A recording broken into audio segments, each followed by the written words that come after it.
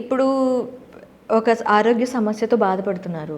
వాళ్ళు ఆ ఆరోగ్య సమస్య నుంచి లాంగ్ టర్మ్‌లో బాధపడుతున్నారు అంటే అది స్ట్రెస్‌కి కారణమవుతుందా? లేకపోతే ఈ స్ట్రెస్ వల్ల ఈ ఆరోగ్య సమస్య వస్తుందా?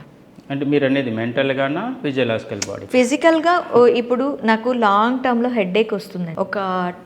దగ్గర ఒక సంవత్సరం నుంచి హెడేక్ వస్తుంది. టాబ్లెట్ వేసుకుంటున్నా. ఆ టైంకి రిలీఫ్ ఉంటుంది. మళ్ళీ హెడేక్ వస్తుంది. ఇట్లా నాకు జరుగుతూ ఉంది. నేను డాక్టర్ దగ్గరికి వెళ్తున్నా, ఏం ప్రాబ్లం లేదు. ఆ టాబ్లెట్ వేసుకుంటున్నారు కదా, ఈ టాబ్లెట్స్ వాడండి అని సజెస్ట్ చేస్తారు. కాకపోతే ఇప్పుడు మీరు చెప్పిన దాన్ని బట్టి లాంగ్ టర్మ్‌లో ఈ టాబ్లెట్స్ కూడా మనకి వర్కౌట్ అవ్వవు సమ్ టైమ్స్. మనం ఎప్పుడు దీన్ని స్ట్రెస్ కింద భావించి దానికి మానసికంగా నేను బాధపడుతున్నానని ఎప్పుడు మనం కేటగరైజ్ చేయాలి?